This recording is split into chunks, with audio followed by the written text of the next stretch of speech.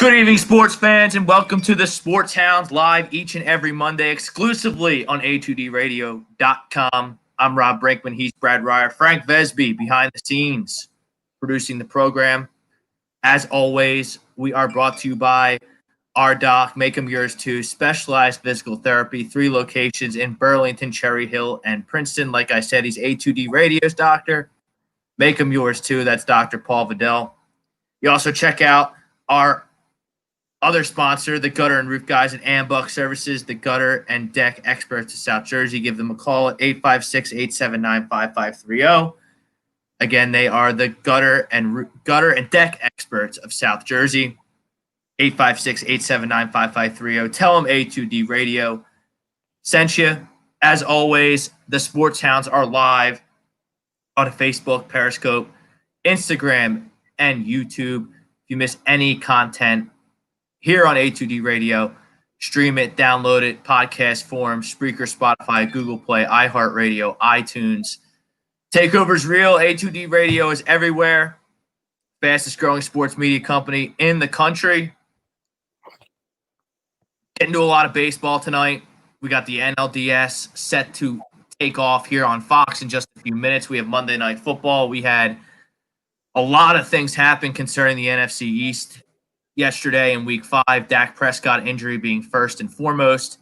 Never like to see a guy get hurt like that, but it certainly does change the landscape of the National League, the NFC East, excuse me. The NHL draft is in the books. We got some hockey talk on tap for you. The free agency's underway. The Flyers have been active, signing Kevin Gustafsson. Obviously, your Rangers, Brad, get Lafreniere with the first pick in the draft. The Los Angeles Lakers have officially won their 17th World Championship. LeBron is a champion out west. The Lakers have won. The Sixers and Knicks get ready for the offseason, the NBA draft, what's going to happen with the start of next season. We're going to talk about it all tonight. But first and foremost, our poll question, because, Brad, once again, the Yankees fall short. They don't even reach the World Series. They haven't won a World Series since they beat my Philadelphia Phillies in 2009. That brings us to our poll question brought to you by Philly Drinkers, phillydrinkers.com. Check out the A2D Radio collection. New stuff being added every day. Holiday season just around the corner. Check out phillydrinkers.com, A2D Radio collection. Get your merch. Be human billboards for us here at A2D Radio. Join the movement. Help grow the movement. But, Brad, I'm going to kick it to you here. The poll question of the night is Aaron Boone should be fired. Agree? Disagree? What do you think, Brad? Agree. Aaron Boone is not a good manager. And I could give you I could nitpick 1,000 different things if I wanted to go to do that. Okay?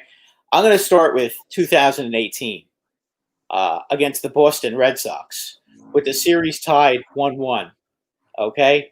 He's too busy doing photo ops and interviews before the game and not making sure that Luis Severino is down in the bullpen. Meanwhile, Severino hadn't gone down to warm up till like 15 minutes before the game, and he proceeded to go out and get pounded because Aaron Boone was too busy with his interviews and his photo ops. That's issue number one.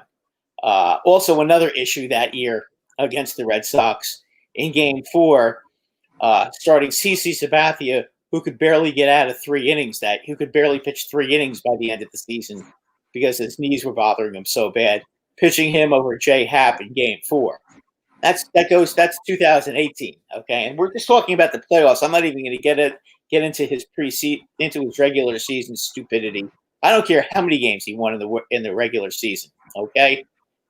The playoffs are what matters in the Bronx, and he has not gotten the job done. Last season, the Houston Astros, Game 6 in Houston, runners on second and third, 2 outs, Jose Altuve up, Jay Marisnick on deck.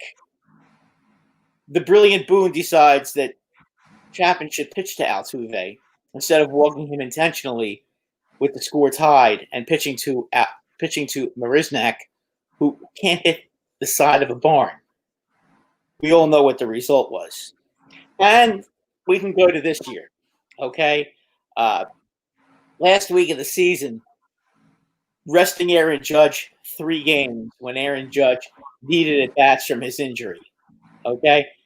Aaron Judge sucked in the playoffs.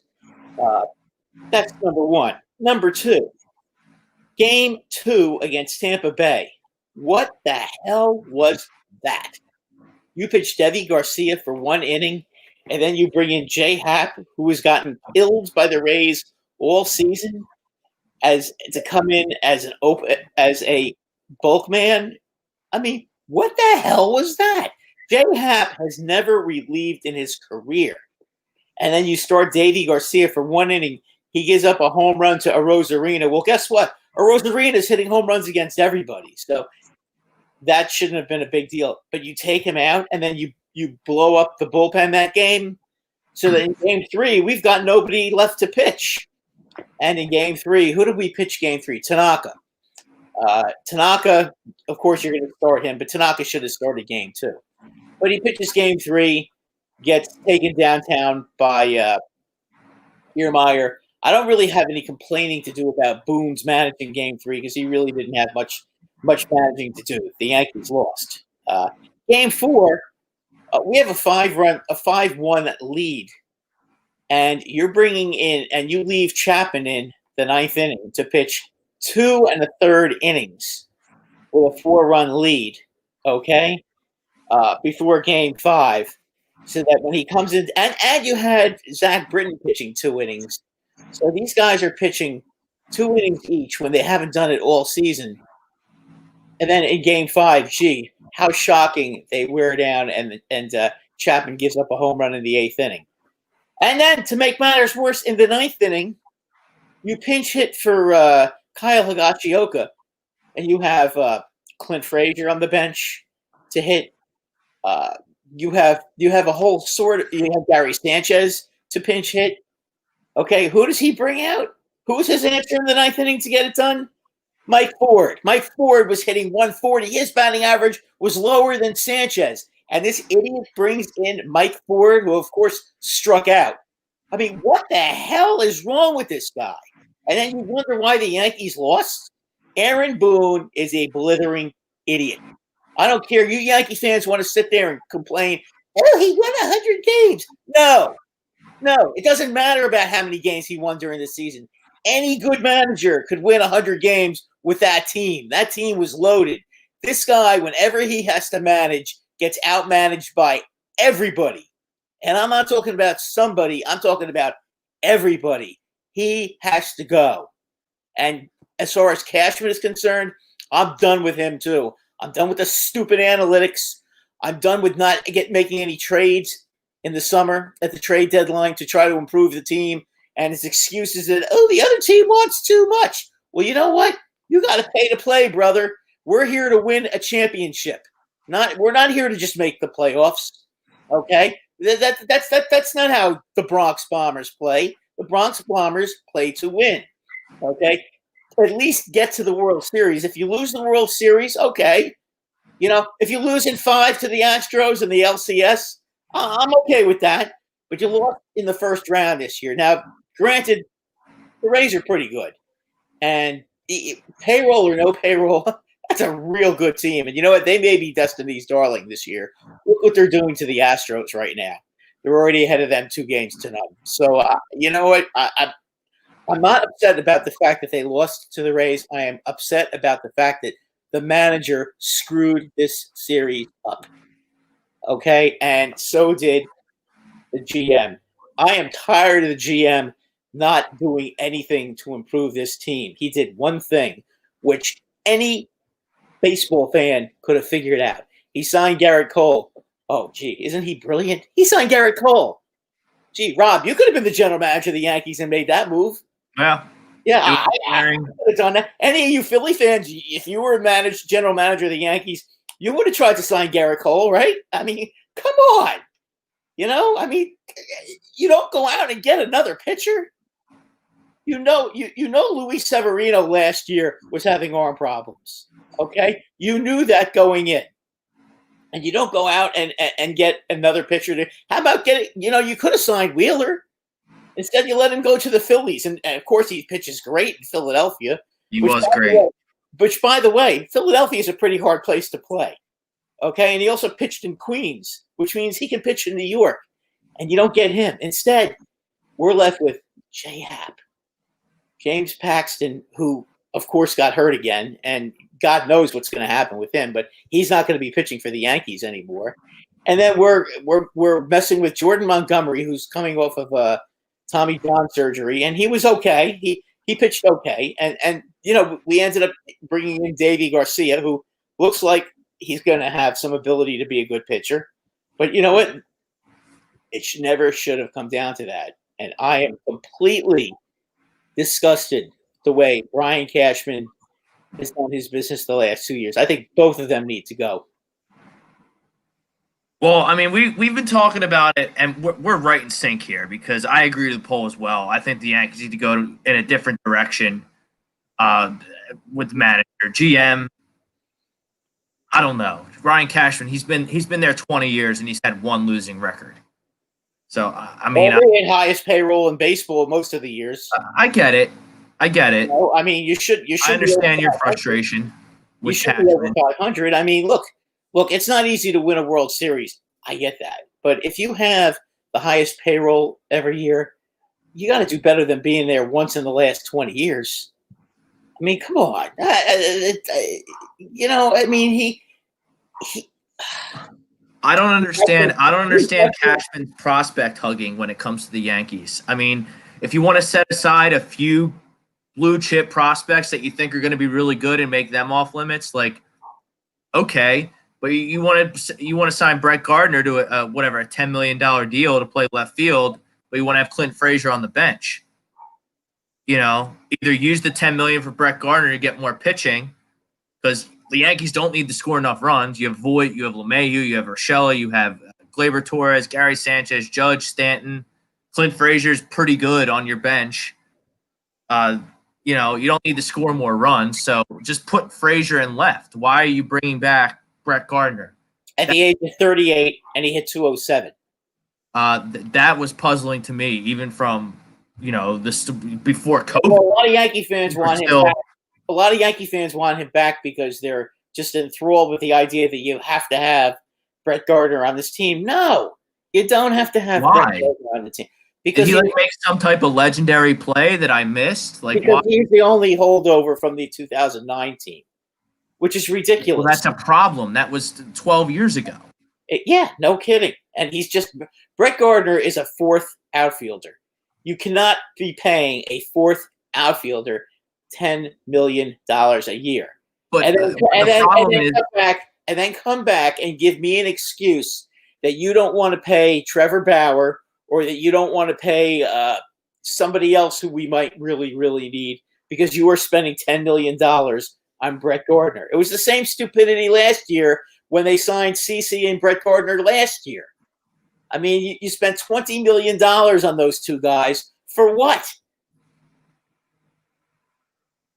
I don't know. For what? That $18 million, you could have used that $18 million to go get Wheeler. And then you would have had Wheeler as your second pitcher this year. I mean, it's just. Now you're kind of boxed into spending $200+ million on Trevor Bauer, who had an excellent season in Cincinnati. I would highly great. Listen, and he'll pitch great in New York because he's got the personality for it. And he did set off a few cryptic tweets about, I see the Yankees are a little short on pitching. He's trying to get himself paid because he's doing the same thing with the Red Sox. He's doing the same thing with the Yankees. The Mets are going to be spending money this offseason. So Trevor Bauer, he's going to get paid by somebody. He is. And, I would think that the Yankees should be all in to try to bring him in and be the number 2 pitcher. And, if you're going to do that, then I'm okay with letting the kids start 3, 4, and 5. I'm okay with that. Well, you're getting Herman back, who's getting Herman. Herman won 18 games 2 years ago. Not this past year because he was suspended. But the year before that, he won 18 games. Severino is going to be back in July. Maybe. but you're probably going to get him back. Montgomery deserves another chance because I thought he pitched pretty well, and he pitched well in the playoff game, even though they only let him pitch 4 innings. I thought he pitched pretty well that game, and Danny Garcia certainly deserves a look as well. So, Danny Garcia is awesome. Yeah, that could be your rotation, and you know what? When the playoffs come, your starting 2 pitchers can be Garrett Cole and Trevor Bauer, and maybe Luis Severino if he can build his arm strength up, by the end of September to be healthy enough to pitch in the playoffs. That'd be a pretty nice staff. I mean, you look at the Rays; they only have 3 starting pitchers, and the rest of the team is a little bullpen. Yeah, but their 3 starters are excellent, and their bullpen. I mean, this one Their after their bullpen might be, and I think it is. I think that might be the greatest bullpen in the history of baseball as far as deepness. I mean, I've never seen a team. You have Nick Anderson, who's under 1 ERA. You have Peter Fairbanks, who throws 100. You have Rob. They have 10 relief pitchers. Diego Castilla, Aaron, really good. Pretty good lefty. I'm missing guys. I know I'm missing guys. John Curtis, it throws heat. Like all these guys they have. Ryan Yarborough. I mean, it goes Yarborough. It goes there. The list of their good relief pitchers goes on and on and on. They have a terrific. They have 10 guys that they could throw out there. And Yadi Chirinos, who I think is a pretty good pitcher as well. He's not even in there. Right. And he was very good the year before that. 2 years ago, he pitched. He had like a 3.18 ERA, something like that. I mean, but you take a look at that team. The Yankees need to get another starting pitcher, and they need to get another reliever. And Adam Ottavino, he's got to go. He's another one that's got to go out the door. Him and his 5 ERA and walking guys all the time. He's got to go. The Yankees need a couple of relief pitchers. I don't know who they're planning to try to get. Maybe they can get Kirby Yates on the cheap because he was injured this past season. That might be a guy to get. I mean, listen, you guys are in the same boat with relievers. Liam Hendricks is available. There's some pretty good relief pitchers out there on the market this year. So well, I think both of our teams. It's going to be a very interesting offseason. And getting back to Cashman a little bit, I think you're giving a little bit better, but I don't understand his prospect hugging. You're the New York. That's Yankees, what makes me nuts. Is this prospect hugging thing? And like, okay, you don't want to trade Deivi Garcia. You think he's a future ace. That's fine. Put him off to the side. But you can't tell me teams aren't – you can't just say, like, what do you pick up? Hello, Seattle Mariners, we want player X, Y, and Z. Oh, and the Mariners say, we want Deivi Garcia, and what, Cashman just hangs up the phone? I mean, that's what it sounds like. I mean, listen, that's what it does sound like. And if you don't want to trade Garcia, if you don't want to pay Jason Dominguez, who's also known as the Martian, Schmidt, I can understand if you don't want to trade him either. But you know what? Those are just the top 3 guys in your organization. You're supposed to have. I understand, but when you don't trade these guys for proven talent, you put so much pressure on your scouts and these kids to come up and be good right away. Yeah, exactly. And that's why even if the Phillies don't re-sign JT Realmuto, and I know I've been in the camp is they're going to sign JT Realmuto, the fans need to relax. I'm kind of distancing myself from that statement and that bandwagon because I don't think JT Realmuto is going to be in Philadelphia. But I'm still making that trade all day long for Sixto Sanchez and Jorge Alfaro for JT Realmuto. If the only thing is and was able to get a halfway decent bullpen, the Phillies would have made the playoffs this year as the second team out of the National League East, I should say, because the Marlins weren't anything special. Listen, if they want to keep JT Realmuto, they may have to pay $200 million. That's what JT Realmuto is putting out there. That's what he wants. That he's not going to get that. I can't imagine nobody's going to give a 30-year-old catcher a 5-year, $200 million deal. Is the New York Mets. And if the Mets want to go do that with their new ownership, because Wilson Ramos is probably the worst defensive catcher I've ever seen in my life, in my 30 years of watching, 31 years now of watching baseball. He's probably one of the worst defensive catchers I've ever seen. So if the Mets want to go die on that bridge, give him a 5-6 year deal for $200 million, they can go right ahead. That's a little too rich for my blood. Now, if you want to give him a 5-6 year deal for $180 million and transition him to first base or designated hitter, because I don't really envision a scenario, Brad, where the National League leaves the DH leaves the National League, excuse me. And then you have Rhys Hoskins, who underwent Tommy John surgery, and I think Rhys Hoskins is a better fit at DH anyway. Then I'm slightly more interested. Maybe you because I like what I saw at a Knapp and the young kid that they brought up towards the end of the season, Marchand. So, there's $200 million for a 30-year-old catcher. Not for me. I would use that $200 million. There's a bunch of ways you can use that $200 million. George Springer is going to be a free agent. Starling Marte is going to be a free agent. There's a bunch of bullpen guys that are going to hit the market. There's no marquee guys. This isn't like the Machado Harper offseason, but this is why you sell out and you get either Machado or Harper, because players the caliber of Machado and Harper, they just don't hit the open market. Not very often. They just don't. They're way too good, and teams hang on to them. And if teams do decide they want to get rid of them, they trade them for a bunch of prospects and try and reset their franchise. So that's why you got to jump in and give Bryce Harper $330 million.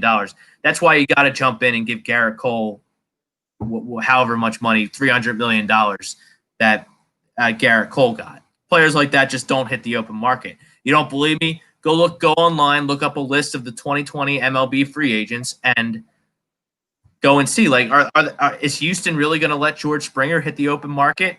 They might. They may not be able to afford him. You might be right about that, because they got to pay Bregman, who's a stud. They've already paid Altuve, and I don't know what's going on with Correa. They already paid Correa. They did pay Correa. You're right. I don't even think Correa is that good. He's having an excellent postseason, but he's making a lot of money now. Verlander is still getting paid. Zach Greinke is still getting paid.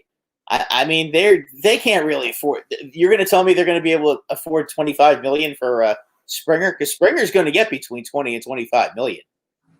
I don't think there's any question about that. Aren't you much more comfortable paying $200 million for a 30-year-old center fielder who can hit leadoff, which the Phillies haven't had a legitimate leadoff hitter since Jimmy Rollins over a decade ago? All due respect. Are we talking about Springer? Yeah. I would bring him in before I brought in Realmuto. Are you kidding? That guy will stay out in center field for 5-6 years and still perform like a top-tier player defensively, and he's a better hitter than Realmuto. I mean, Realmuto. Yeah, and Realmuto, I mean, look, he's a good hitting catcher, but if you're going to compare him to a top hitting outfielder, he's not. He's not. He's a good hitter for a catcher. And then, it looks like Phillies are going to have $76 million to play with until they reach that luxury tax that they don't really seem to want to go over for whatever reason. But I think Starling Marte I'm kind of over the JT Realmuto thing. I told the fans to relax and to calm down, that they were going to sign him, but I don't think that's going to be the case anymore. And I'm still making the trade all day with the Marlins for Sixto Sanchez and Jorge Alfaro. Let's relax on Sixto Sanchez. Let's just relax. I know you get an alert from Bleacher Report every time he throws 100 miles an hour, but let's relax, okay? He wasn't very good in the Brave game, by the way. I mean, the Braves bombed him. Okay in the playoffs. He pitched a couple good games. Let's see how he does next year when the film and the scouts can really dive into what he's doing out there on the mound that made him the brief success he's had in the major leagues. So let's relax. Let's stop acting like we gave up Pedro Martinez for JT Realmuto, and JT Realmuto's going out the door, because I don't think that's the case. And I think that Sixto Sanchez is going to come back to earth next season, because the Marlins aren't going to be any great shakes next year over 162 games next year. And Sixto Sanchez is going to have film on himself. So, and it's going to be an interesting offseason because a lot of these guys that I pointed out that aren't top tier free agents, like the Springers and the Starling Martes, and Trevor Bauer, he's pretty good. I wouldn't put him in the top 10 starting pitchers in all of baseball. Would you? Yeah, I would. You would? It's close. He's at the back end of that. Listen, I'm not saying he's number 1 or number 2, but you could make the argument he's in the top 10. The last 2 years, I think he's kind of proven he has been in the top, that he is a top 10 relief starting pitcher. Excuse me. He's been really, really good. I would, as I said, I would take him in a heartbeat to pitch for the New York Yankees. I would gladly pay him the $260 million he's going to command in free agency. No problem with him. Okay, because you know what? I know I'm getting rid of $17 million worth of J-Hap. I know I'm going to get rid of $12.5 million worth of James Paxton. I know I'm getting rid of $23 million worth of Jacoby Ellsbury, and I'm not paying Tanaka $25 million a year anymore either. So you know what? If I'm the Yankees are in a. The Phillies got to be careful because they don't want to go over the luxury tax. The Yankees don't care about the luxury tax. They just don't want to lose draft picks. Right. And they're much more likely. The Yankees will go. The Yankees will go up to 225, 230 million, and then they'll stop because they don't want to do what the Red Sox did, lose draft picks and then have their team age out. That's kind of what happened with them. And if you look at it, they're kind of in a quandary right now, at least for this season and next season. Let's get to some comments here. Chrome, Michael Chromiak checks in. Check out Chrome tomorrow and Thursday right here on ATD Radio. I felt disagree with the polls. Rays are something else this year. I'd give Boone one more year. And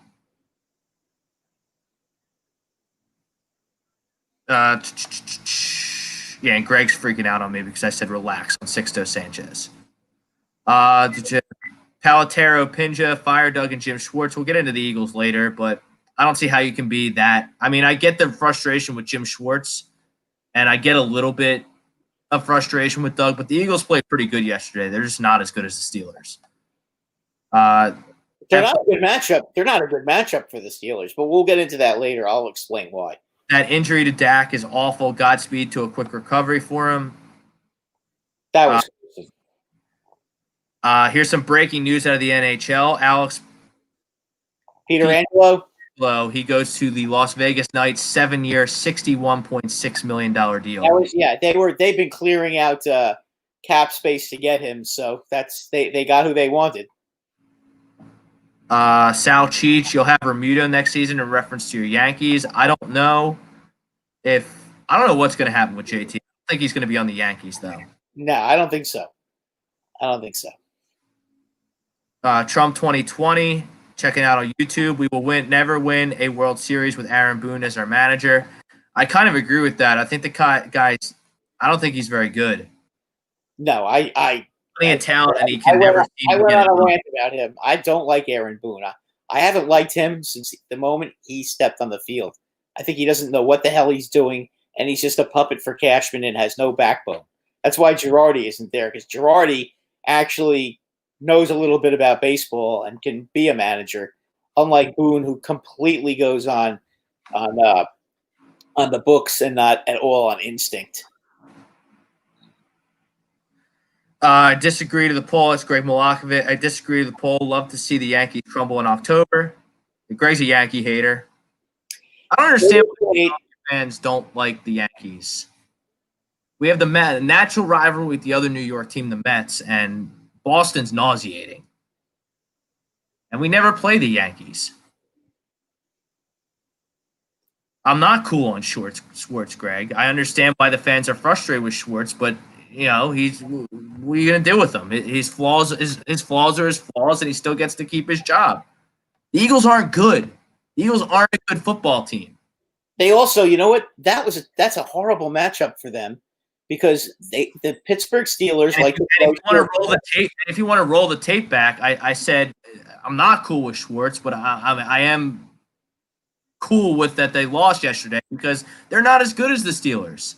It stinks because you're boxed into beating Baltimore next week because you got to get the 9-6-1 to win this division. I don't think 8-7-1, 8-7-1 might win this division, but you got to get the 9-6-1. But no, I'm not cool with Jim Schwartz. I haven't been cool with Jim Schwartz for years. I think his scheme is flawed. He's too stubborn, but the only thing that saves his job every year is he gets his defense to peak in November and December every year, somehow, some way.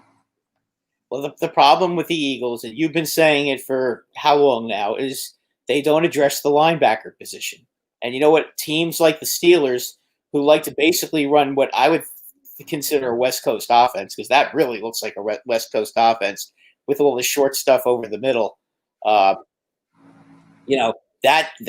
the kind of team that would give the Eagles defense a lot of trouble because it negates the pass rush and it exposes the linebackers. And even though the Eagles do have some pretty good pieces in the secondary, they can't cover everybody. They just can't.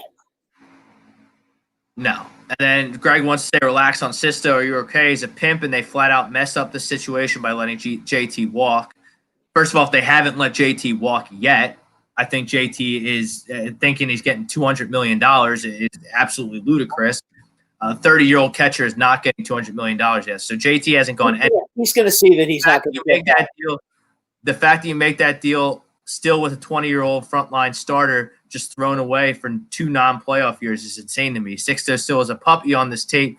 You think they'll have on him, they'll improve himself. They signed GT. I'm good with the trade, but they lose both. It's a crock of shit. Look, I mean, I think if you look at the way the GM situation went down, I think if you look at Middleton's comments based on how he doesn't know how much revenue they're going to be able to generate, if they're going to be able to have fans, the writing's been on the wall for a couple weeks since Clintac stepped down. It's been on the wall that JT Realmuto isn't going to be here in Philadelphia next year. I don't know what to tell you. I think he's a good player. I think I would sign him. I would try and sign him, but I think the writing's on the wall that he's not going to be here. Now that the problem is how much money are you going to spend on him? The problem, I think, before we freak out that JT Realmuto is not going to be here next year, you have to see how much money they spend and who they spend it on. Because I can't deal with you losing JT Realmuto and Didi Gregorius. At least I'll tell you what. Don't think Didi Gregorius isn't going to be offered something by the Yankees. I mean, my buddy Bob, who I go to the Yankee games with, he made a point in today with me about Luke Voit and the fact that the Yankees should re-sign DJ LeMahieu, put him at first base, put Gleyber Torres at second, bring Didi back to play short because we need a left-handed bat, and then you have Urshela at third. Well, you know what? That team defensively would be absolutely awesome. Okay, but because Torres does not look like a real good shortstop to me. We had Ron Bloomberg on a while ago, and he didn't think that he thought he was too big to play short. I think Boomer was right about that. And to trade the home run champion who had a 280 batting average and 52 RBIs, I mean, I think you could get a lot for Luke Voit if you're the Yankees. I mean, am I wrong? You get top. You could get top value for him right now if you trade him. Yeah, and if you look at my Facebook, and we got some comments rolling in, Greg. You'll have the universal DH, so him being a catcher is irrelevant going forward. I agree, $200 million is crazy, but 6 for $150 should have already been agreed upon. I mean, why would you agree upon a deal? Like, it's not football. You can't manipulate the payroll. Baseball contracts are 100% guaranteed, so there's no advantage to signing JT Realmuto early. They tried to do that with Ryan Howard, and he tore his Achilles while the ink was still wet on the contract, and the Phillies were stuck with a aging slugger with a bad Achilles, and it totally set their franchise back. So there's no advantage to signing JT early. And you know what? If he hits the open market and the New York Mets want to be stupid and give him what he wants, which is $200 million to play catcher, first base, DH, however you want to do it. I mean, wait, you think he's going to play first base with the Mets? well, Don't the Mets already have a first baseman? they do. They have Pete Alonso. He's pretty good. That's not a good example with the Mets, but Yeah, Dominic Smith. He's their DH. So I mean, well, it would seem like I it- said, Wilson Ramos is the worst defensive catcher maybe I've ever seen in my life. So he would yeah, play. no, I agree. I'm just saying, if he wants $200 million, you're going to have to sign him for 8 years. No, I mean, who's stupid enough to? And that goes till he's 38. And Why would you give a catcher $38 million an 8-year contract? Who, well, by the way, was injured this year. He missed time. Didn't he have a the sore? reason, Greg, Bryson Scott's not ready. Bryson Scott's not ready yet. If they don't sign JT, they aren't signing Didi. You'll see Bryson Scott at shortstop, which I'm good with, but that all surrounds JT and Bryce. Knapp and Marchand is a joke. I mean, look, I don't know. Like, there's not much catching help out there if you don't sign JT. Middleton seems like he's going to cheap out on JT. Listen, there is a pretty good. I don't understand why if you don't sign JT, Didi Gregorius is gone. I don't understand that. If Didi that logic at all. If Didi leaves, Andrelton Simmons is going to be a free agent this year. That's a guy that would be pretty darn good to be a shortstop for you guys, or us for that matter. I mean, Neil Escarill, he thinks JT Realmuto is a more serviceable first baseman than Reese. Brad Ryer is a more serviceable first baseman than Reese Hoskins. Reese Hoskins is a DH, and we don't know when he's going to be able to play again. He got Tommy John surgery on his non-throwing elbow. It's a projected 6-month recovery. He should be ready for spring training, but we'll see. And say Bryson Scott's going to be your shortstop next year. I mean, I don't. That won't happen. They'll open up. Greg, Bryson Scott. I mean, where did he play baseball this year? None of these minor leaguers played any baseball this year. They didn't have AAA baseball. They didn't have single-A baseball. They had a training facility that I guess guys practiced at. Like, Bryson Scott should have been in AA this year. He didn't play.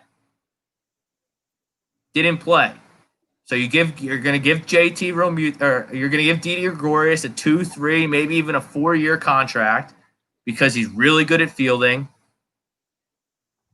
And he's a clutch hitter. I don't understand the logic where, you automatically, you don't want to pay JT, so you're automatically not going to pay Didi. You can't lose both of them. Like, that's.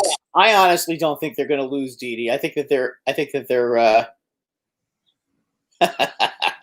And there's a home run by Atlanta to lead off the game. Or that wasn't a lead off the game, but that is Freddie Freeman taking Walker Buehler deep. Boy, did he ever hit that. Atlanta is up 1-0 there on the Dodgers. But, I mean, look, Reese Hoskins, he's a terrible first baseman. Universal DH helps us in the Phillies in the fact that you can move Reese Hoskins to DH. And maybe you can split JT's time between catcher and first base and DH here in Philly to accommodate his salary needs. I'm all for signing JT. And I've been on the bandwagon that the Phillies are going to get it done the whole time, and the fans need to relax. But like I said earlier in the show, I'm distancing myself from that take because it's too early to really. I don't think Middleton has the right now to give JT Realmuto 5 years, $180 million, or 5 years, $160 million, or 6 years, $160 million, whatever the case may be. And then as far as Didi Gregorius goes, I mean, I don't see how you cannot bring this guy back. He's a Gold Glove caliber shortstop. He's a clutch hitter. He's one of the Phillies' best players this year. And And by the way, everybody loves that guy. I'm sure that he was very good in your clubhouse as he was when he was in the Yankee clubhouse. He's just one of those guys that everybody likes.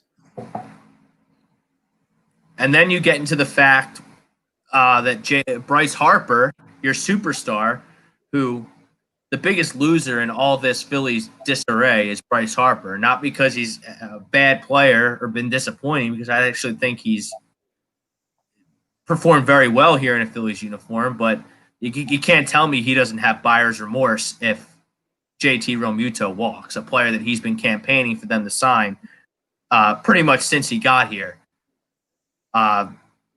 He's going to be looking around and seeing, what the heck am I doing here with this loser franchise for the next 11 years when they don't even want to go over the luxury tax and they're a top 5 market. Greg Milakovic, the logic is they're now playing the cheap card. So if they're not going to sign JT, they aren't going to sign JT for more money per year. Love Didi, but he was a bridge, hence the 1-year deal. You didn't have to give him more than a 1-year deal. Is the reason he got He was coming off of Tommy John surgery. He was coming off a major injury, and that was a year last. $14 million a year that the Phillies gave him for 1 year was an absolute gift. Yeah, it was a prove-it contract. He proved it, so he's going to get his money now. Didi's going to get 3 years, $60 million, whether it's from the Phillies or it's from the Yankees or whatever team that needs a shortstop, and there are plenty of them. But do you understand the difference between, like, you can play the cheap card with JT Realmuto. I won't like it, but that's fine. But then you can't also play the cheap card with Didi Gregorius at 3 years, $60 million. 5 years, $150, 3 years, $60. They're totally different. You're at how much? I mean, seriously, Didi's what, 32, right? Yeah, he's going to be 32 this year. So you give him a 3-year deal for $60 million. Didi will take that. He's not going to want more than that. He gets it. Didi is one of those guys. That'll be enough to keep him around. Joe Girardi loved him. Joe Girardi's going to want Didi Gregorius back. Oh, of course. Why wouldn't you?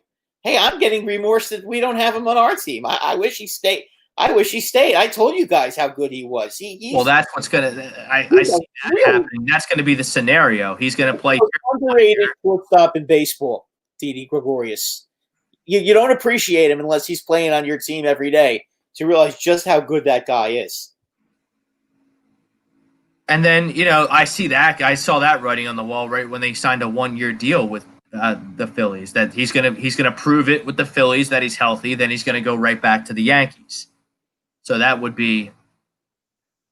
That could happen. That's what I see happening. I see the Yankees. I see the Yankees starting next year opening day with Didi Gregorius as their shortstop and Trevor Bauer in their starting rotation. That could very easily happen, and I think you're going to see. I think you're going to see Luke Voit on another team, and I think you're going to see the Yankees with yet another pitcher who they are going to get in a trade for Luke Voit, because Luke Voit is still, what do you call it? You can keep him around for what? He's controllable for what, another 4 years? So, and he won the home run championship last year, so he's not going to cost you anything, and he's going to get you 25 to 30 home runs a season and knock in 70, 80 runs a year, and he's still going to hit around 280. That's not bad. The only reason the Yankees should get rid of him is because they have Judge and Sanchez who do the same thing, and there's just too many strikeouts in the lineup. The one drawback of Luke Voit is that he does strike out a lot, like most sluggers, and the Yankees just have too many of those kind of players. They need a guy who's going to smack some singles, get on base, can run a little bit, and add some diversity to the offense. That's the only reason. And Greg Milakovic wants to say the Phillies' best prospect is a shortstop, so why would the Phillies do that? Because prospects, especially in this organization, I mean, it looks like they hit on Boone. Looks like he's a pretty good player. He looks like he's going to have third base locked down for years to come. He should win National League Rookie of the Year, but for whatever reason, he probably won't. But, I mean, I know what I have in Didi Gregorius. I have 20 home runs. I have a 260 average. I have a great average with runners in scoring position, and I have a Gold Glove caliber shortstop. I know I have that.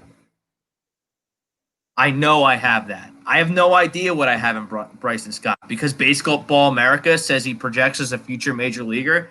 I'm supposed to let Didi Gregorius walk because of that? I don't think so, Greg. Sorry. And maybe if the Phillies had a better track record in developing talent, maybe I'd be more into what you're saying about Bryson Scott. But who is Bryson Scott? Like what I'm supposed to be Bryson Scott's going to be here. The Phillies are on their way. Like, no. Like, I can't with Bryson Scott. I can't let Didi Gregorius walk because I have Bryson Scott in my farm system. That's a joke when you're the Philadelphia Phillies. That's something the Tampa Bay Rays do because they can't afford, or the Oakland A's do because they can't afford a 3-year, $60 million. But then the A's have such a good scouting department, as do the Rays, that they probably have somebody who actually really is that good behind them. Yes, correct. They always do because they have the best scouting in baseball. Both those teams, without question. But don't you see, if I had a player development system and scouts like the Rays or the A's, I'm not trading Sixto Sanchez in the first place. I don't have to. I know my guys are developing him to be a future ace. Well, the other thing that might be interesting is you got to wonder, and this is a good question for all you Philly fans out there: is Manny Machado going to be available after this coming season? Are the Padres going to consider trading him? He has an opt-out after this year, you know. He does have an opt-out. Season to follow after 2021, he has an opt-out. Okay, Greg, I get it. The Phillies, I don't think the Phillies are as far away from being a playoff team as this season made them out to be. Their holes are glaring and their holes are red flags. But if you bottle up some of these holes even halfway, you're going to add 10 wins to their win total. So I don't understand how Didi Gregorius can't fit in your offseason when we've outlined what he can do for you. He's a clutch player, a clutch hitter. He's a great fielder. He's got pop from the shortstop position. He's a great clubhouse guy. I don't know what more you want. He also plays as far as center field goes. If you don't sign JT Realmuto, I think Starling Marte is 1,000% hitting the open market. So there's your center fielder if you don't sign JT. He's also not going to cost $15 million a year max. That's max. Or you can go for Springer and go for $12 million a year. You put him in center field and you hit him lead off. There's one hole. 2 to 3 bullpen guys to get on this team. That's not going to break the bank. Bullpen guys. You could with $25 million. You can get 2 or 3 good bullpen. You can get 3 decent relievers for $25 million easily. And a left fielder, Andrew McCutchen's you're on the hook for Andrew McCutchen this year. For one more year. For one more year at $20 million a year. And I'm actually excited about that because down the stretch when the Phillies needed to win games to get in the playoffs, nobody could get Andrew McCutchen out and nobody could get Bryce Harper out. So that enthuses me that Andrew McCutchen is going to be back next year because I think he got some pep in his step towards the end of the year when he got more comfortable with his surgical repaired knee. So I'm fine with McCutchen in left. George Springer. Are the Astros going to be able to pay George Springer? I don't know. But George Springer can play a great center field and can hit you leadoff.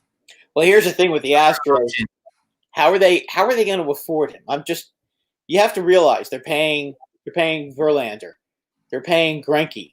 They've already paid Carrasco. What am I saying? Correa. They've already paid Altuve. Okay.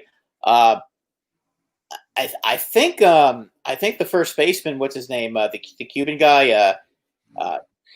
Diaz. No, Yordan Alvarez. No, not Alvarez. The one. Yuli Gurriel in Toronto. Yeah, Gurriel. Yuli Gurriel. Isn't he a free agent this year? They're going to want to keep him. They're not going to let him go. So I mean, you got to look at all these guys that they're already paying. They're going to have to pay Bregman. Right. I mean, where's Houston getting?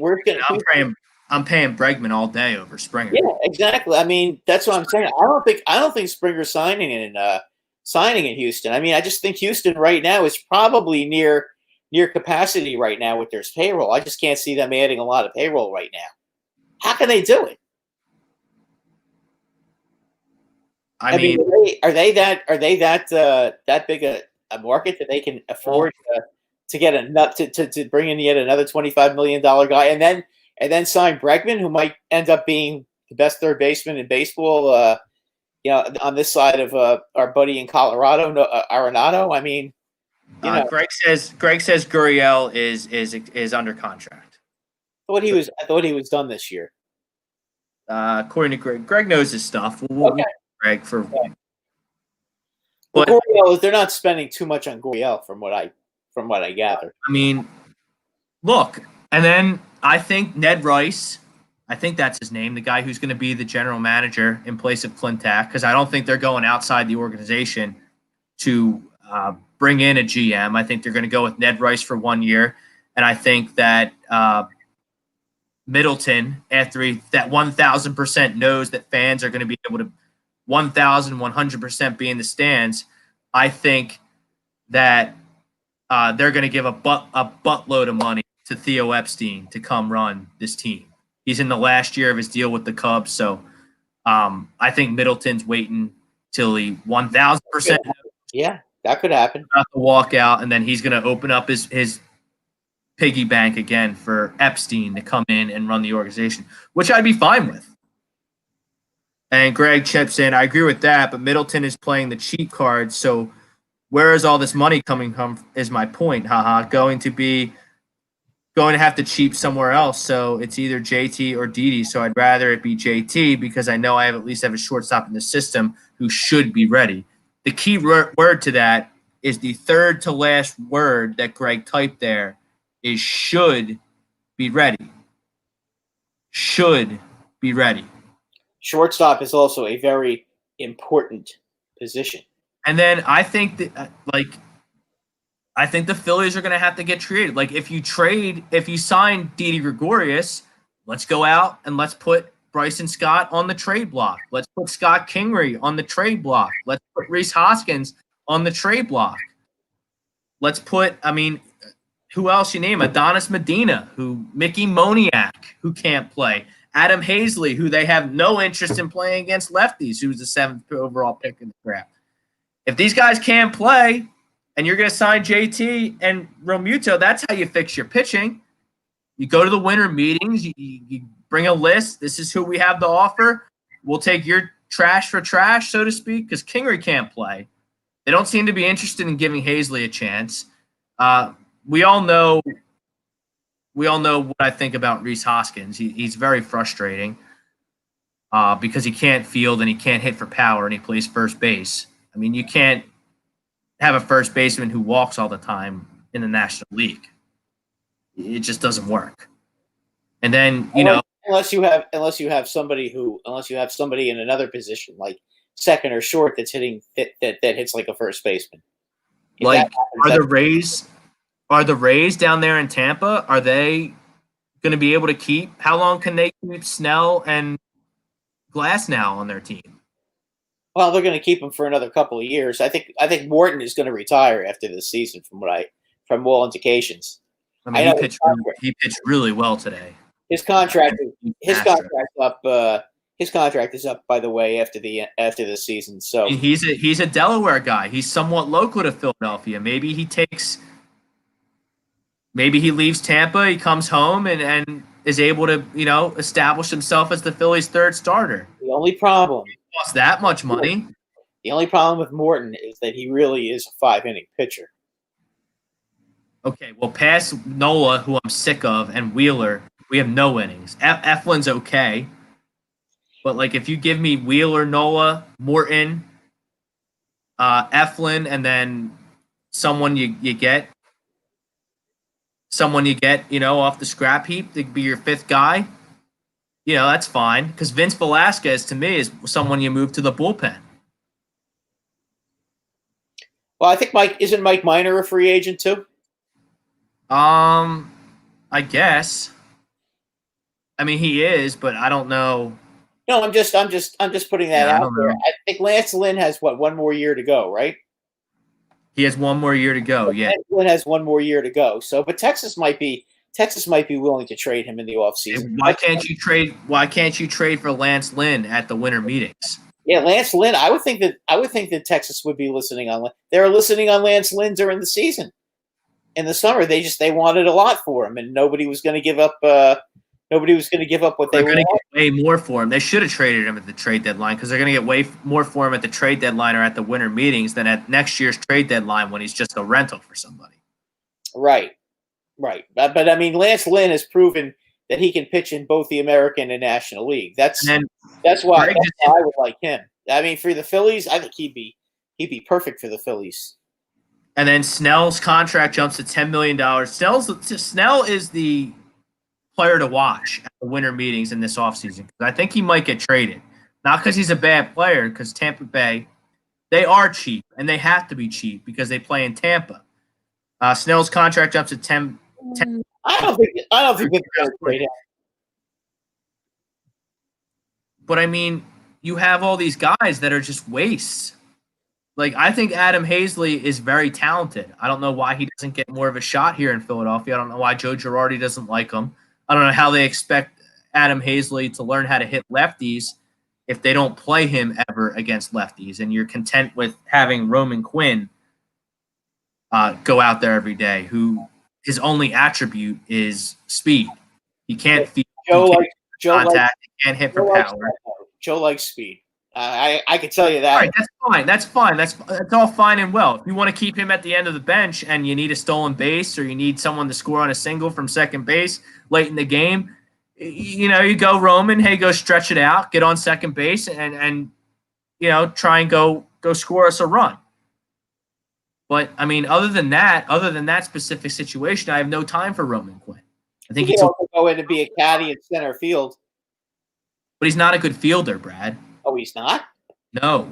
Oh, okay. I don't watch them enough. I get it. But like, he's able to. But he misjudges the ball so often, but it doesn't really get noticed by people who aren't baseball people because he's so fast he can recover. If that makes sense. Yeah. No. That makes a lot. That's what it is with guys like that, and there's a lot of guys like that though that outrun the baseball. But like, I mean, I don't think he's not that good, Brad. He's just not that good. Well, you could use him as a fourth outfielder. I mean, if he's as long as he's. I don't even think you can use him as that. Oh, okay. Well, I don't even think he's that. But Tom Arnott agrees to the poll. The Yankees have too much talent not to win. Yeah, and I don't think Aaron Boone he's just not a very good manager. To kind of put a bow on the baseball talk. No, and I'm still annoyed about Mike Ford batting in the ninth inning. I mean, how do you sign a guy like that? How do you send a guy like that to the plate? Let Frazier go hit. Or let Sanchez. At least Sanchez can hit home runs. Maybe Sanchez could run into one of those fastballs.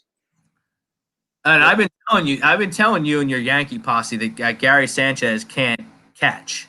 He's got to be a DH for years. Yeah, but he hasn't. We could deal with him not catching. Well, this is the problem. But when he goes into a slump like he has this year for whatever reason, he's a worthless player. He's like the JJ Redick of the MLB. When JJ Redick's not hitting, you're right. No, you're right. When he's worthless. He couldn't. I mean, he couldn't.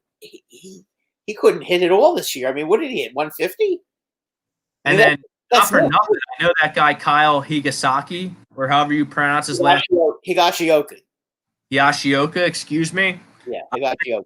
And I understand he can't hit a lick, but he is a magician behind the plate. He's okay. Listen, he's not a 280, 290 hitter, but he'll give you like a 230 defensive catcher. He'll give you like 230 and he'll hit some home runs for you.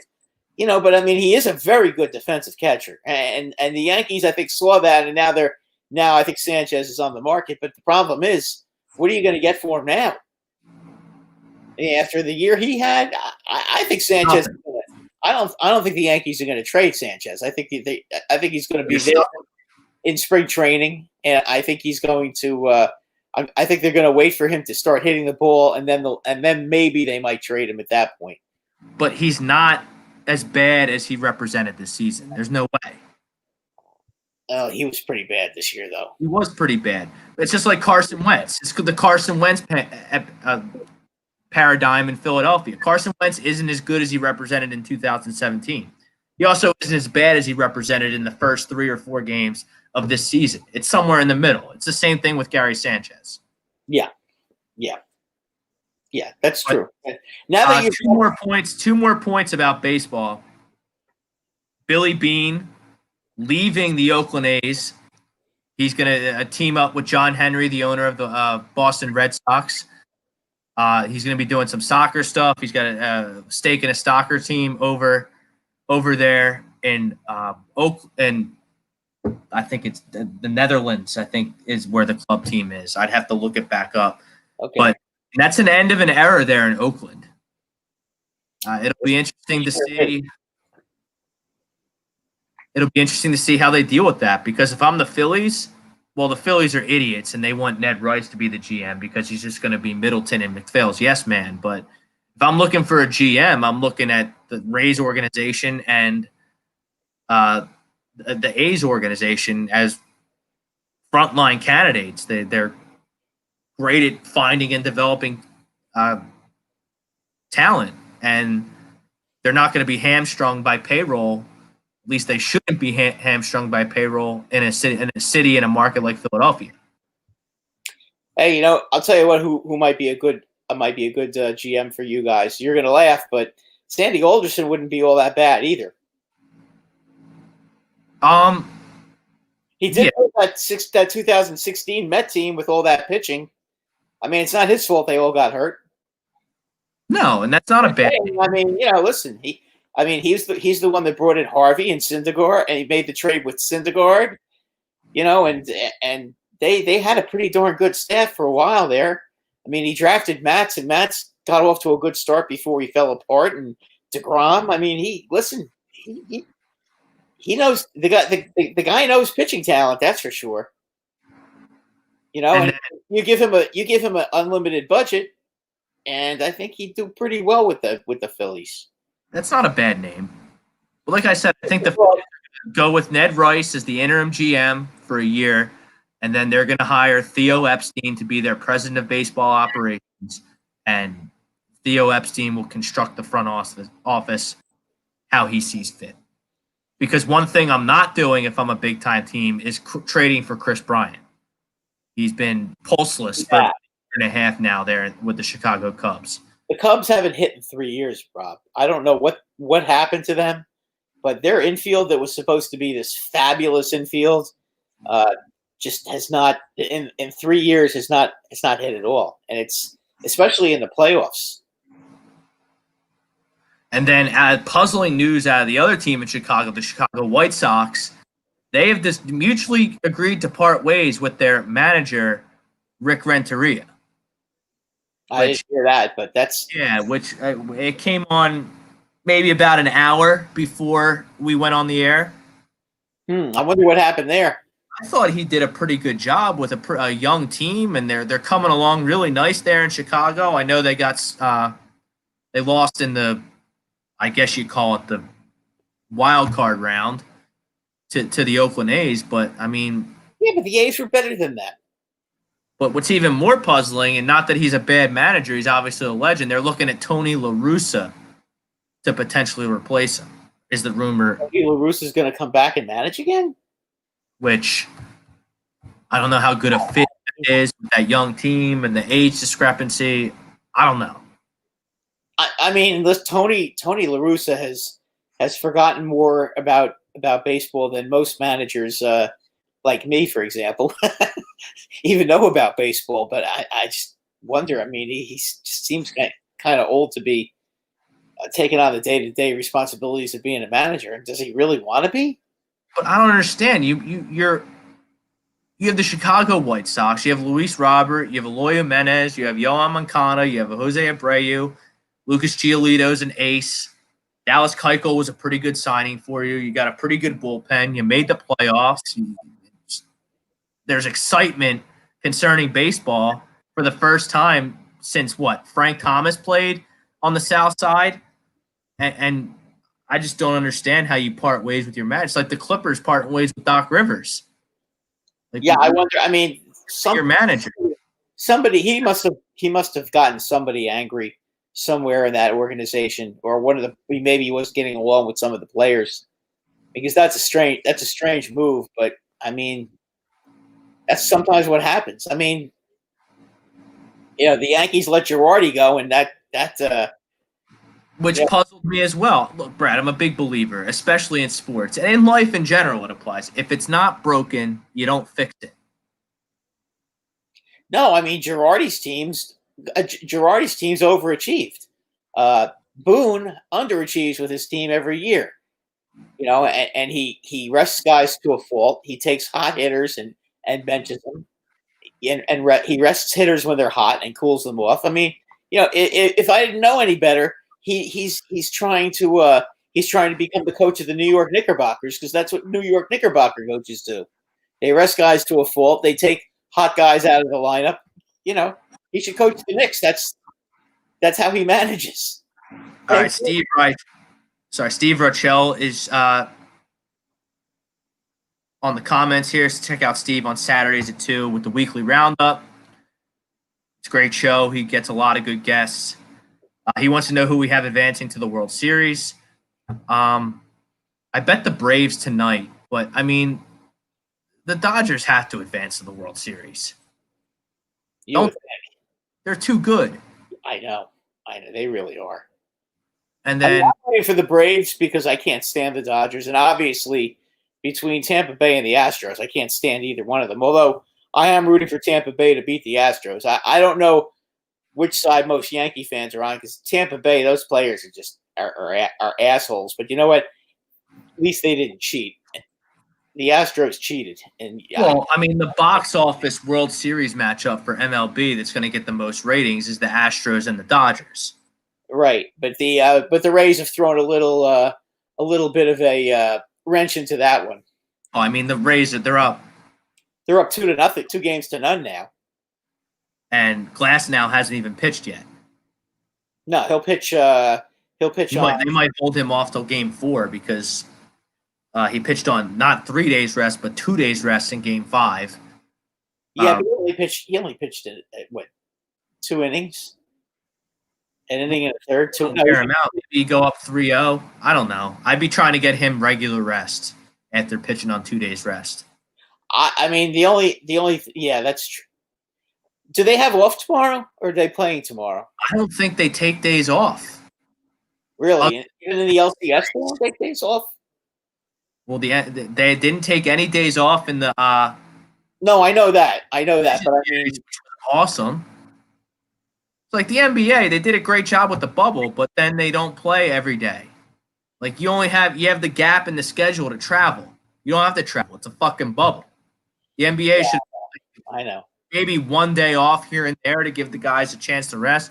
It's poor Jimmy Butler. I mean, he could barely walk off the stage after Game 5. I mean, he had that team on his back, and they just came a little short. He did a great job. Again, they lost to a better team. That Laker team was terrific this year. And that brings us to the NBA, because the Lakers have won their 17th championship, Brad. And we're not going to spend too much time on basketball because we really went in on baseball, and we got to talk football and do our early leans for next week. I make a couple of quick comments about hockey. Yes, because NHL free agency is fast and furious, and things are happening even as we speak right now. And the draft happened, and I know you're excited. I'm excited. I think the Flyers got a pretty good player in Forrester there at the 23rd pick. I've heard he's pretty good. He's a shoot-first guy, which they need. A shoot-first guy, and then it seems like they've been listening to the Sports Hounds, and it seems like the rumors are flying fast and furious with the Patrick Laine being traded to the Philadelphia Flyers, which is just a match made in heaven, if you ask me. But, I don't know about that anymore, though, Rob. The problem is the Jets went and they signed Paul Stastny to play center, and Laine had specifically asked the Jets to give him another center because for whatever reason he doesn't want to play with Wheeler, which I don't know why. I have no idea. But, they went and they got him a center, so maybe they're going to keep him. I mean, I don't know. Now it's We'll see. But, I mean, it there's a could, lot of smoke. There's a lot of smoke to Line A to Philadelphia. oh yeah, no, absolutely. I So, did that a while ago. I thought that was a yeah, perfect.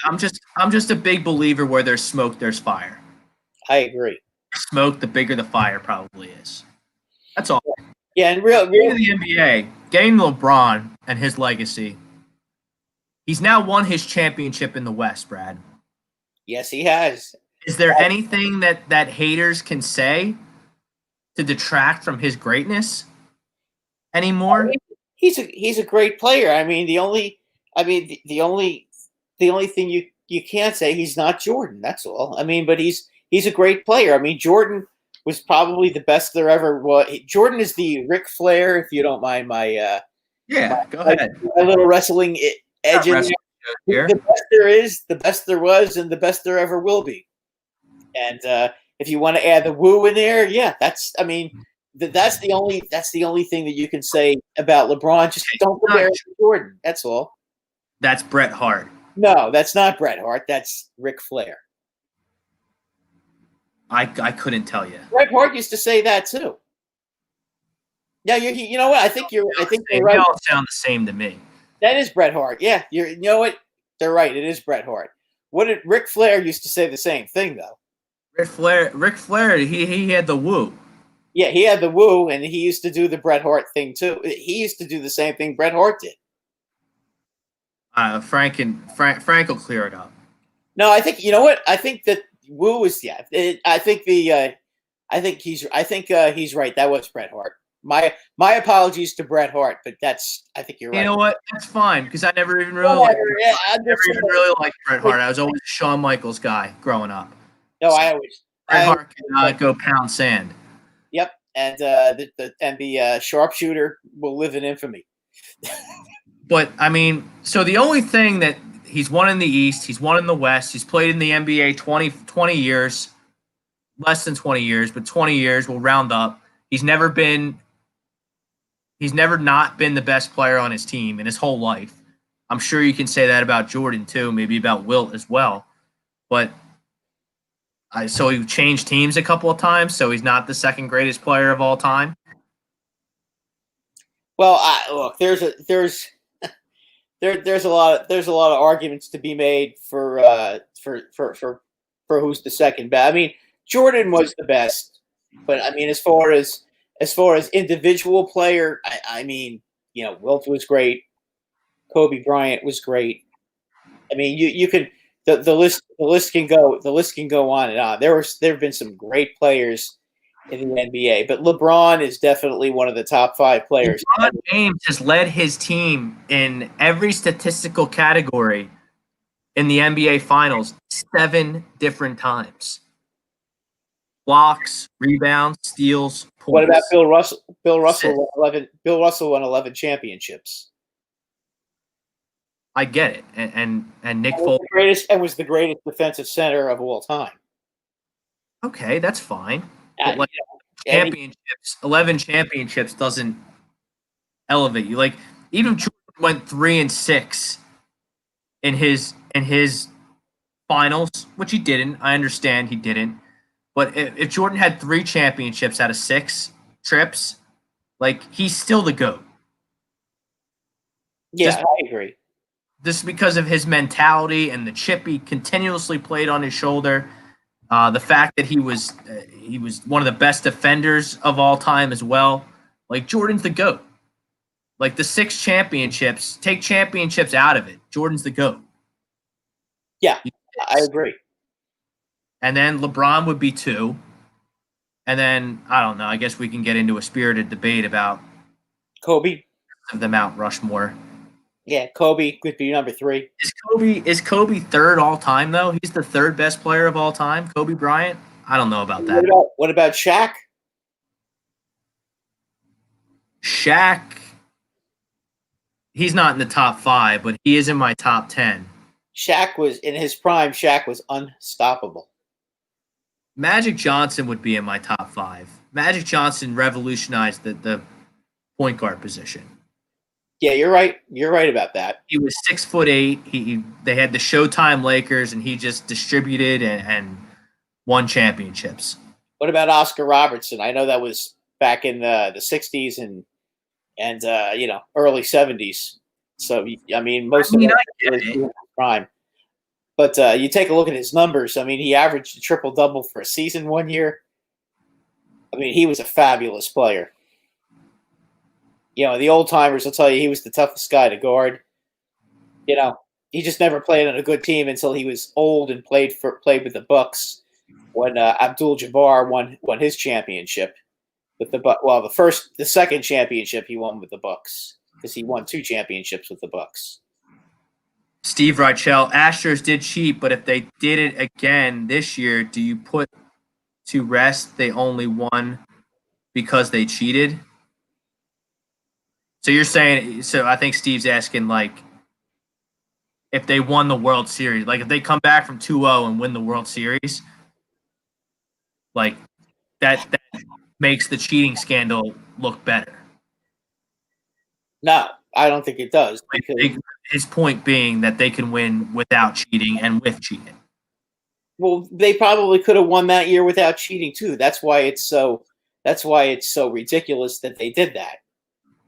They didn't need to cheat. They were an ultra talented team. The problem with the Astros that year is that when they played on the road in the playoffs in Yankee Stadium for 3 games, they hit 140, and then when they came home, they hit over 300 as a team.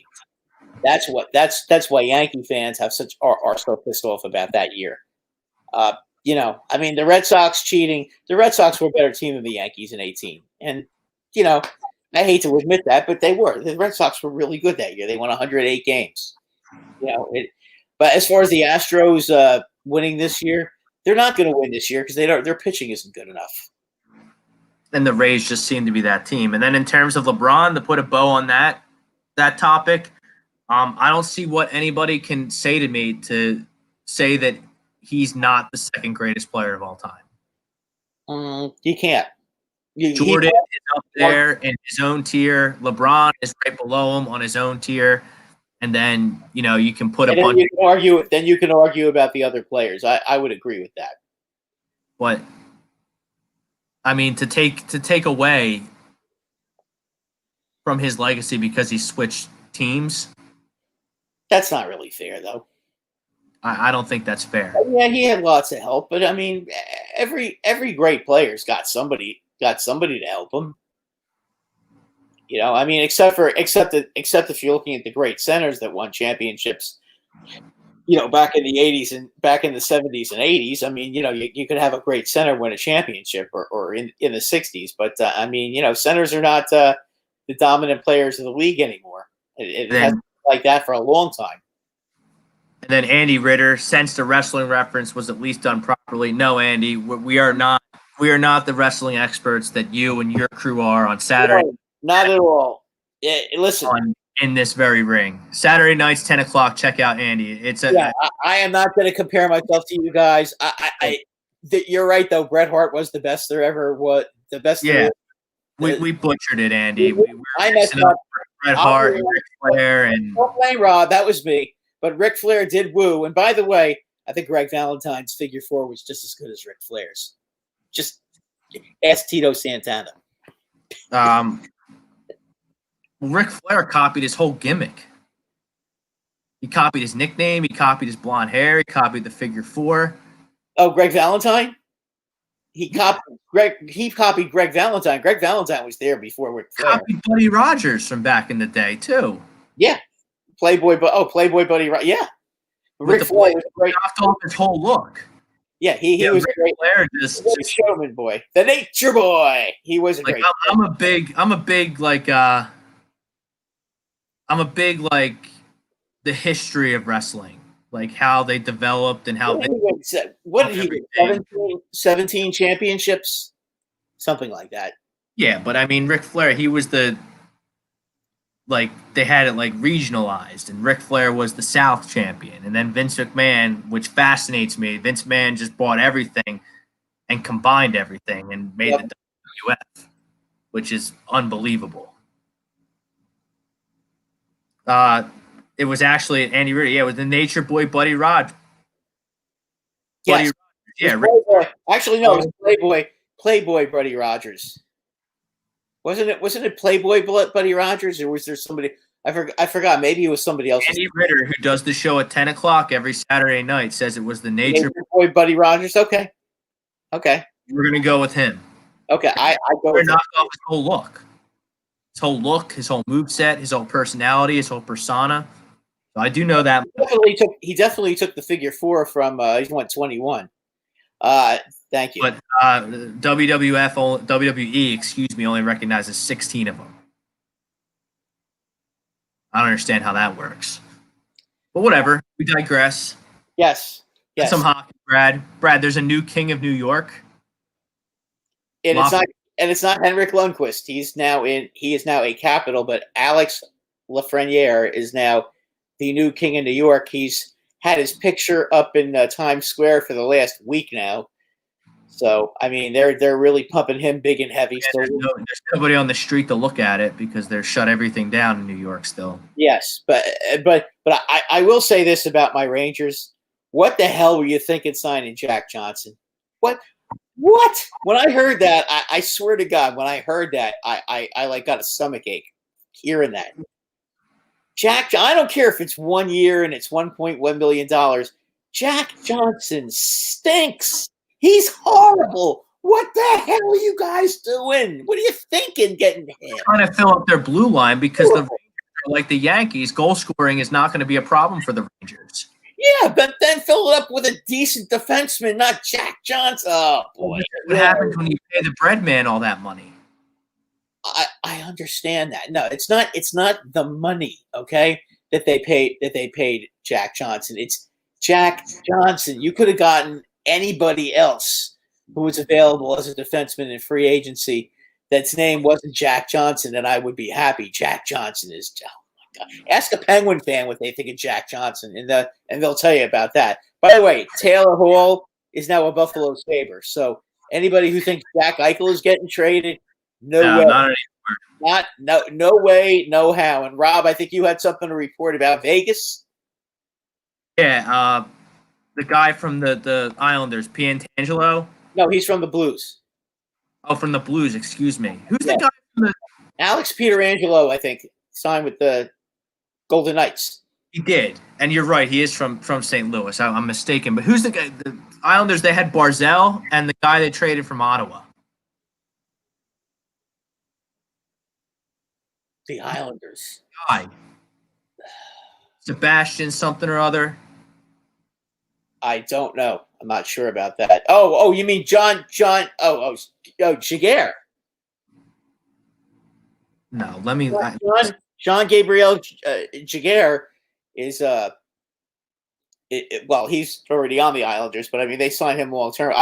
I don't remember I don't think the Islanders really have done. I know the Flyers haven't done anything in free agency at all. They signed Kevin Gustafsson. Yeah, but he's kind of a minor. He's kind of a minor signing. He's more. Well, they needed to do something because Niskanen retired. Right, but they don't really have that much cap space. And from what I've heard, and the research I've done is that Vigneault and Chuck Fletcher right now are quite content with what they have, and they don't want to mess anything up. So unless something happens with Line A, I think right now the Flyers are just going to sit and play out the season and wait till the trade deadline comes, and then see what they need, and then do their shopping then. Pajot is the guy on. Pajot is the guy. Yeah, JG Pajot is on the Islanders. Yeah, they got him. So I was confused. Yeah, that's a good get for the Knights. Oh, Pietrangelo was a tremendous player. He's a tremendous player. And how about St. Louis going in there and grabbing Torrey Krug? That was a good move for them. And it messes up Boston. I mean, that's a big loss for Boston. Yeah, good.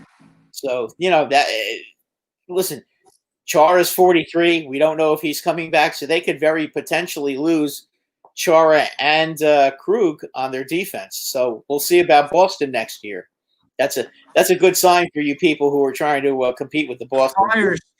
The Flyers standing pat. Like, I get it. You want to let your kids develop, but why not? Why do you need all these prospects? I mean, you get Yeah, another. they only have another the problem is they only have about $8 million of cap room right now. That's the That's problem. why you pair the prospects with one of these guys who make way too much money, like Gossphere, Voracek, Oh, JVR.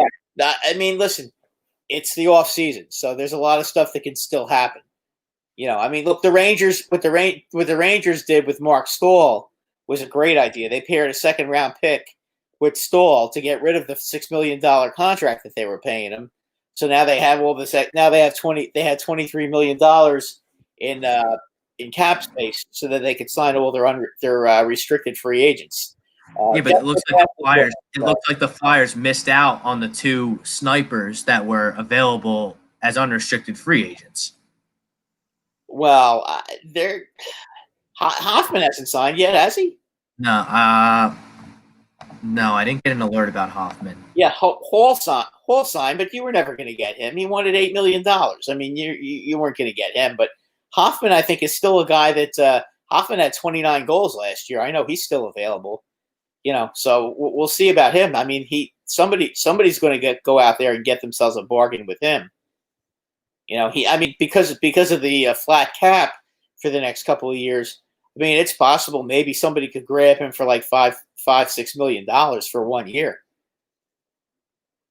I mean, he's a good player. Whoever gets him is definitely going to improve if they could use him as a center, like a second line center, like the Rangers could use him as a second line center, but the Rangers don't really have enough space to get him either because they've got all these other guys they have to sign.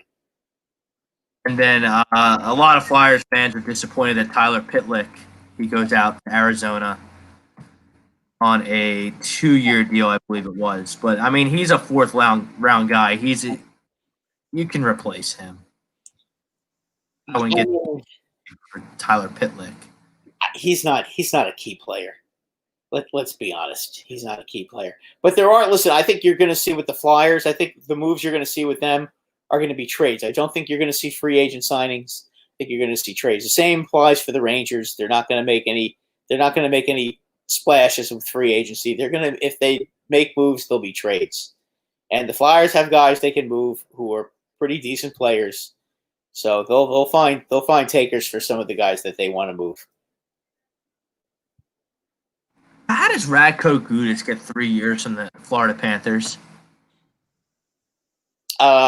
I don't understand why anybody wants. What is the appeal for Radko Gudas around the league? Like, do I just not know anything about hockey and I just don't get it with Radko Gudas? No, Radko Gudas. You think stinks too, and you know a lot about hockey. Radko Gudas is a chippy, dirty player on the blue line. Now, if you use him like as a on your third pair, or you put him out there, to start trouble, that's fine.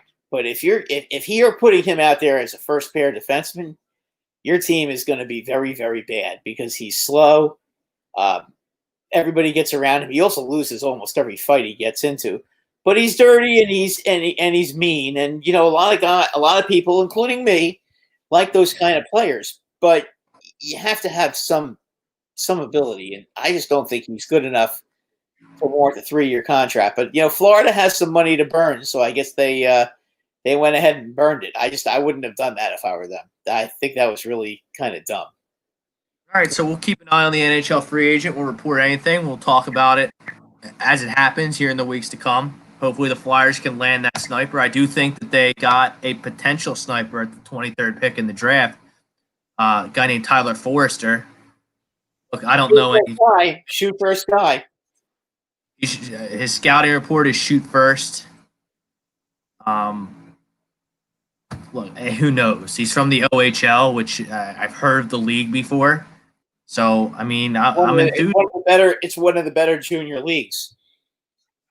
So he's going to come up. I assume there's going to be minor league hockey next year, so he can develop himself. Or I don't even know really how it works in the NHL, where they go to develop their talent. But I love. You have the East Coast Hockey League, and then you have the AHL, and then you have all the junior hockey leagues in Canada. I mean, there's a lot of there's a lot of like little leagues out there that you can play. And that's fine, but I like that he's a shoot first goal scorer. That's what this franchise desperately needs. You go out in the first round, you draft a shoot first sniper type prospect. That's a good move. They got to listen. They did well. They did well with him. Listen. It was a very deep draft. There are a lot of real good players in this draft. You're going to see. Like if Howie Roseman, Brad, was the GM of the Flyers, he would draft the best goalie at the 23rd pick. So, organization, you need a shoot first sniper. You grab a shoot first sniper in the first round of the draft. Unless the goalie is Martin Brodeur or Patrick Roy, and you expect him to be on that level, they don't usually even get picked in the first round. The fact that I already have Martin Brodeur and Patrick Roy in net right now. Yeah, well, there's. I mean, the Predators went and they picked a goalie at 11 who's supposed to be a phenomenal goaltender. So we'll see about him. But generally speaking, Rene is not 21 years old. Rene, I think, is 37 or 38. So, yeah, so I mean, that was they had them to turn the page, maybe. Yes, they are. So that makes sense. Yeah. Oh, yeah. And then scouting players and finding guys who can get. It's not as hard as nerds like Howie Roseman make it out to be. It's just not. No. By the way, I did see that completed pass yesterday that Hurts threw. Yeah, he looked good. He dropped back, and I wouldn't get too carried away with that, but he dropped back. Threw a nice pass. He threw it. He didn't mess around. It was a 3-step drop. The guy was open on the seam. He delivered the ball. He went out of the game. That's fine because looks like that are going to be open when Jalen Hurts is in the game because everyone's going to assume he's going to run. Right. So if you can get some type of balance in there with Jalen Hurts, because I hate that he's on our team, but he's on our team and he's our second round pick. So you got to carve out a role for him. Well, yeah, you got to listen. You got to. I saw that he was spread out he was spread out as a wideout yesterday too. So I mean, I guess they're going to try to get him in. I mean, hopefully they will. Speaking of the Eagles, that kind of takes the lid off the NFL. Tough loss for the Eagles yesterday, and I think playing the Pittsburgh Steelers, that's the one team really, the Pittsburgh Steelers, that can expose their defense because they like those short passes, and the Eagles just don't have the linebackers to fill up those spaces and chase down those receivers. They come in the middle for those short passes. I mean, they have a great defensive line. If a guy drops back to pass and tries to throw the ball down the field, he's going to get sacked more often than not, or he's going to get hit more often than not. But the problem is even if you have a great pass rush, if these guys are going 1, 2, 3 and the ball's out, like what Roethlisberger was doing yesterday, the Eagles don't have an answer for that, and that's a problem. You do those goofy end arounds, and that's where you need your linebackers to step up and erase that. And the Eagles just don't have it. I mean, they were doing there's that jet sweep with coming across. They were doing that really effectively, and then the quick pitch outs with Connor. I mean, the Steelers' offense just executed surgically yesterday. I looked at the game yesterday with the Eagles, and I can't really be mad at anyone besides Jim Schwartz. I really can't. That Fulgham, I'll tell you what, he had his coming out party yesterday. Fulgham, he looks good. He caught the game-winning touchdown, and Carson likes him, and he's big, and he's fast, and he can get open.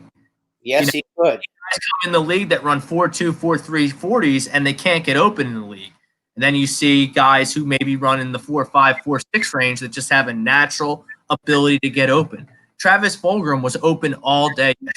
The only time that the Steelers bothered to guard him was on the last drive, when it was fourth down and the whole world knew that Wentz was going to throw to him. Then they double teamed him and they wouldn't let him have the ball.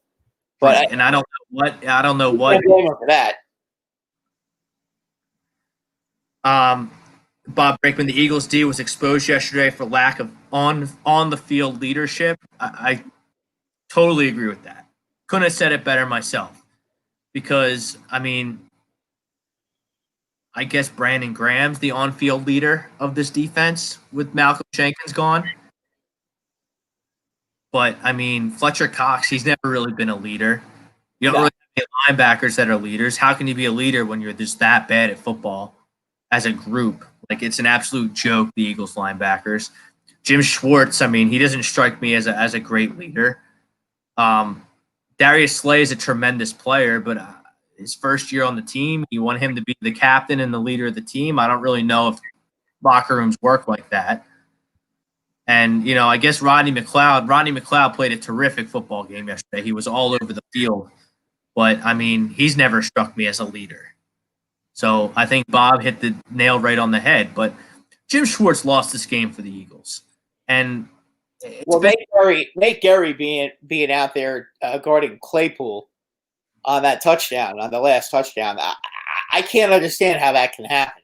And then Doug says he saw what was going on and he didn't want to burn a timeout. Yeah, sometimes you have to.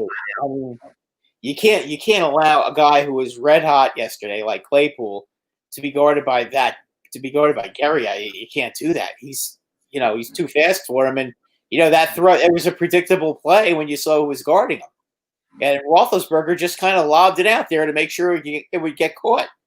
And if you really want to look at that replay, Brad, Ben Roethlisberger had his pick of the litter. I don't know if every receiver was open, whether every receiver would have scored a touchdown.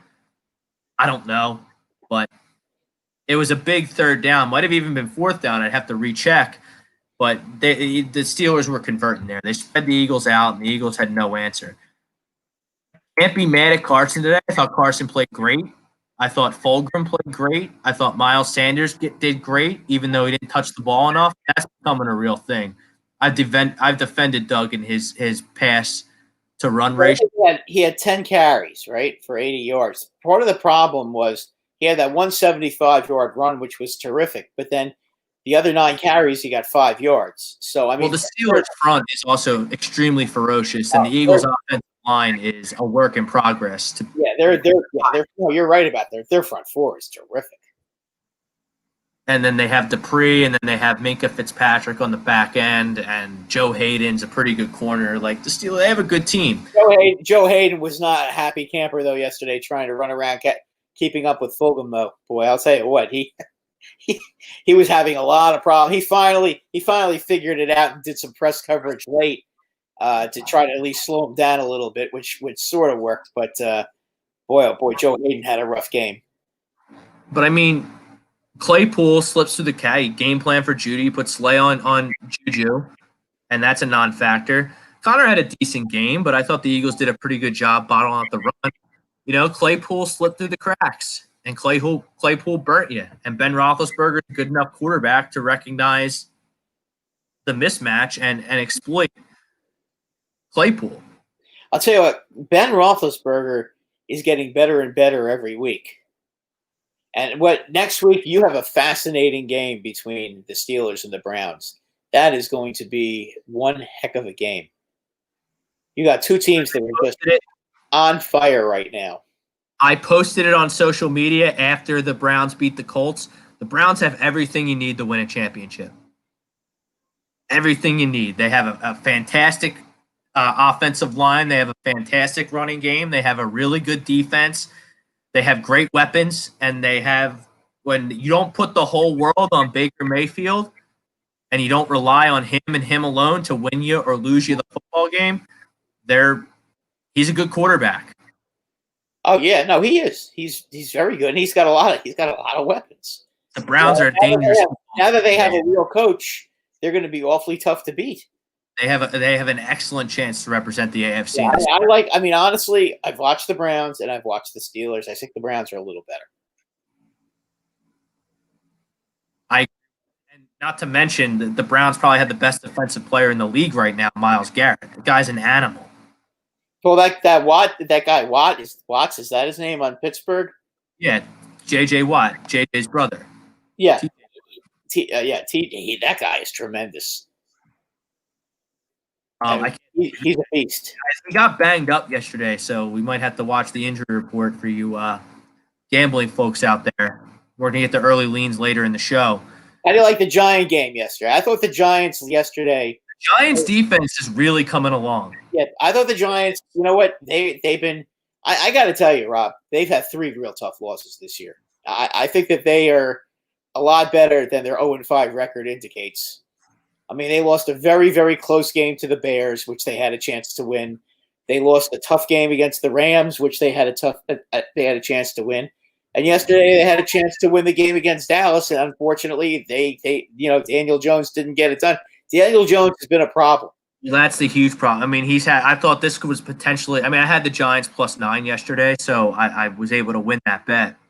But the fact that it's been 4 games now in a passing league that Daniel Jones hasn't thrown a touchdown pass. Well, he's only got 2 for the season. 2 touchdown passes. 2 touchdown passes for the season. To be the savior of your franchise. And another fumble that was run in for a touchdown because he has no feel for when he has to get rid of the ball. I mean, this is becoming a problem now, and they're stuck with him for this year. But you got to start wondering if a change is going to be made at quarterback. I mean, I understand our offensive line has not been very good. Although I'll tell you what, Freeman I thought played very well yesterday. I thought he looked good running the football. I mean, I thought as a whole the Giants' offense looked pretty good yesterday.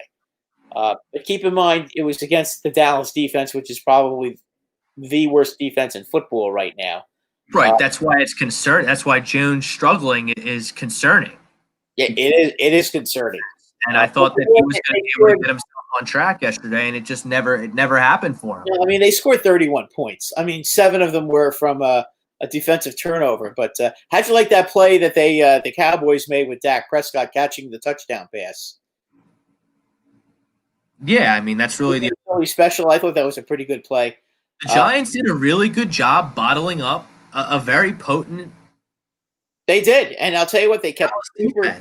They kept Cooper under control. I mean, listen, they stopped the Cowboys and got the ball back with 2 minutes to go, and had a chance to go down the field and kick the winning field goal. But their offense couldn't get it done, and you just can't keep giving the Cowboys yet another chance. So they had the Cowboys 3rd and 17. Deep in their own territory on that final drive, and then the Cowboys went over the top twice in a row, field goal, game over, and that's it. So, I mean, I do like the Giants' chances to win this week. They're playing the Redskins.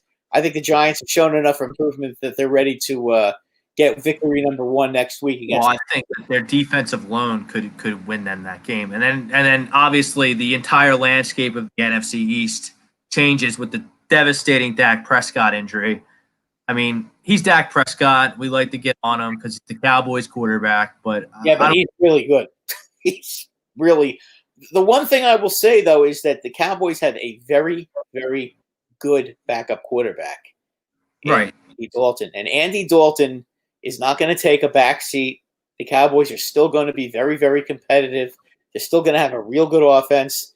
He's going to hand the ball off to Zeke. He's got some great receivers on that team. I mean, I don't think the Cowboys are going to lose because they're not dead in the water. They're not dead in the water. No, they're not going to lose because they don't have Dak Prescott. This is why you pay Andy Dalton $8 million to come in and be your backup when he gets released from Cincinnati because Cincinnati took Joe Burrow. I mean, I'm not going to sit here and make the argument that Andy Dalton is better than Dak Prescott because that's ludicrous. No, he's not. He's not, but and he doesn't have the mobility that Dak Prescott has. But you know what? Andy Dalton will make the big pass for you. He'll throw the big pass for you. He's not afraid of the big spot.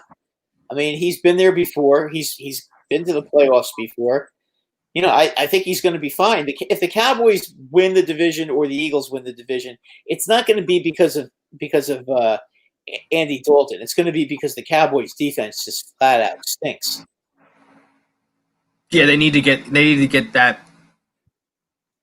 need to get that part of their team figured out. But I mean, who's the favorite in this division? I think we can eliminate the the Washington football team and the Giants from the conversation of who's going to win the NFC East. Oh, it's going to be the Eagles or the Cowboys. But I mean, geez, the problem with the Eagles is their defense basically is their front line. It is the front line. They have a tremendous front line. And if you can somehow negate their pass rush, or get past the front line, the rest of their defense, their back end is pretty weak, and that's how teams are scoring a lot of points against them. Offensively, I mean, one bad thing is that Lane Johnson came off the field again, and he couldn't complete. Yeah. The game. So you really got to start wondering about how healthy he really is. And he's clearly not healthy. I will give Carson Wentz a ton of credit because yesterday he took some unbelievable shots.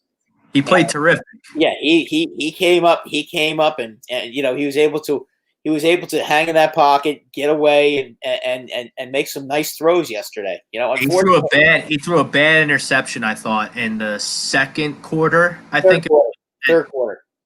It was the third quarter. Wow, that's when Pittsburgh got those 2 quick touchdowns and broke the game over. Okay, and then it's kind of started like, okay, here we go again with these turnovers and bad decisions. But he wrote the ship. That was only one. It was only one. And the defense just couldn't deliver. I don't know who's out there or what possible trade you can make to get a linebacker in here that can be competent. An average linebacker would help this defense tremendously. I don't understand how you pick a guy in the third round and he can't beat out Nate Jerry. Wow, their defense right now. The Chargers are really taking it to the New Orleans Saints here on Monday Night Football, Brad. Oh, are they? It's 13-3. It's 13-3 with 6 minutes to go in the second quarter. The Chargers playing? No. Well, Michael Thomas is 100% healthy from his ankle injury, but he got in a fight with Malcolm Jenkins of all people in practice, so he was suspended for this game for disciplinary reasons. But he got into a fight with Malcolm Jenkins? In practice. That's the rumor. I don't know if that's official. I didn't know it was I thought it was somebody else. But if he got into a fight with Malcolm Jenkins, I read it was Malcolm Jenkins. If it was me, I'd be giving him a bonus if he got a couple of good shots in on Malcolm Jenkins. Anyway. But I'm a Giant fan, so what would you expect me to say? But anyway, he 1,000% got in a fight in practice, and that's why he's inactive. I read it with Malcolm Jenkins because they were talking trash, and they got carried away, I guess. Maybe they don't like each other. I don't know. But his ankle is fine. He is not playing in this football game because of disciplinary reasons. The Saints have a bye next week, so I would expect Michael Thomas to be out there in Week 7. Thomas Arnone checking in. The Eagles win somehow Sunday. The Eagles have to win somehow. They are not going to Baltimore. You're playing the Baltimore Ravens at home. I don't think Lamar Jackson is 100% healthy.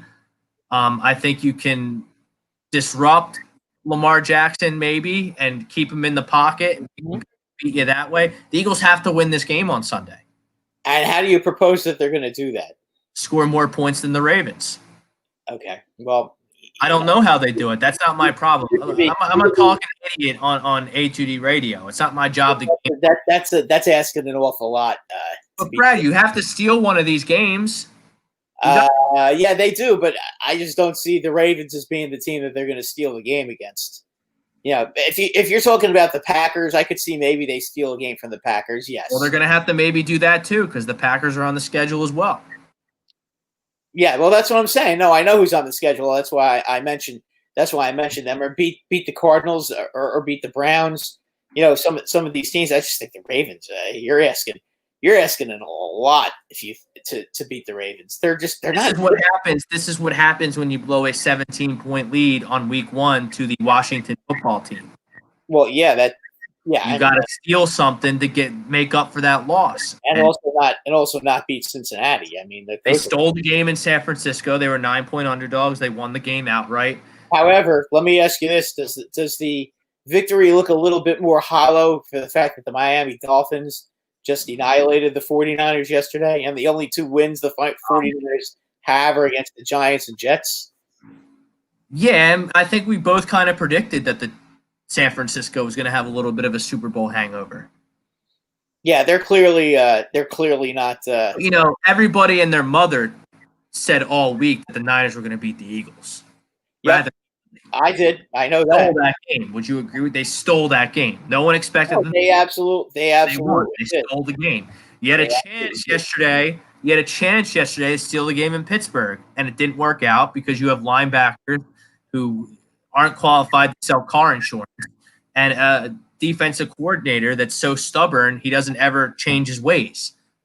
Yeah, I think asking them to beat the Ravens might be a little too big of an ask at this I'm point. not a fool. Like, I know that the Ravens are good and the Eagles aren't so much, but it's the NFL. Anything can happen, and the Eagles got to get their second win this Sunday, because then you have two very winnable games, division games, the next 2 weeks heading into the bye. Dallas, which is a primetime game, and I think the Giants game might be a Thursday nighter.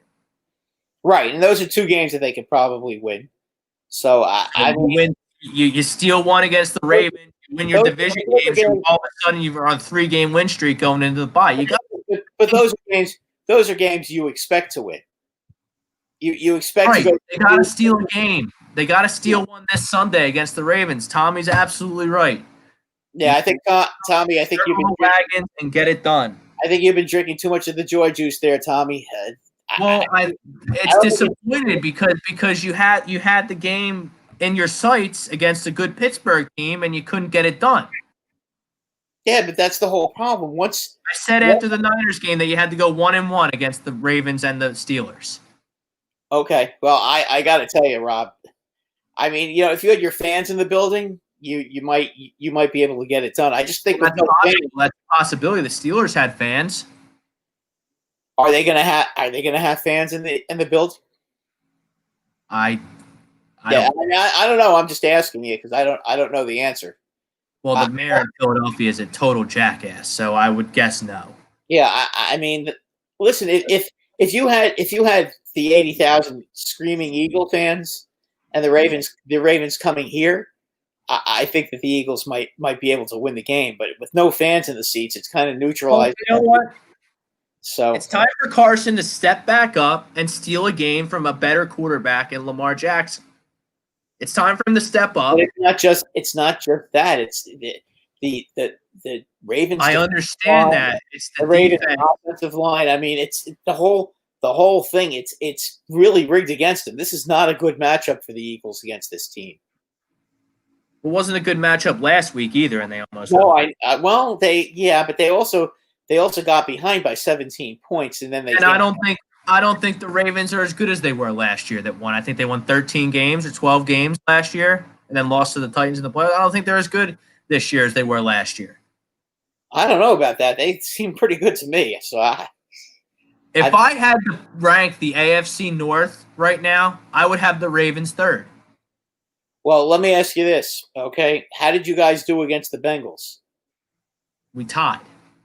Did you see what the Ravens did to the Bengals? Yeah, but I mean, every week's a new week, Brad. I understand that, but I mean, you still have to look when teams play. When the Eagles are playing between the last two games against the San Francisco 49ers and the Pittsburgh Steelers, the Eagles are playing exponentially better football, especially on offense, than they did against the Washington football team, the Los Angeles Rams, and the Cincinnati Bengals. Well, the Rams, the Rams have a real good defense. So I mean, that I wouldn't even count that as a bad game for the. They played bad. Huh? But Carson played bad in that game. Yeah, but the Rams also have a real good defense too. Okay, I mean, my point, you got to step up and you got to steal a game. He has to step up. He's going to have to be. I mean, their margin of error against the Ravens, they can't afford any turnovers that game. They have to win the early leans. Let's go to early leans. We got a few minutes left here. We got a good one tomorrow, Brad. We have all indications are that the game will be played. We have the Buffalo Bills visiting the Tennessee Titans, two legitimate contenders. Nice. NFC East. Brad, I am seeing the Tennessee Titans as a 3.5-point home dog for the Buffalo Bills. Home dog? According to Sports Insights, they are a home dog. I love the Titans here. Yeah.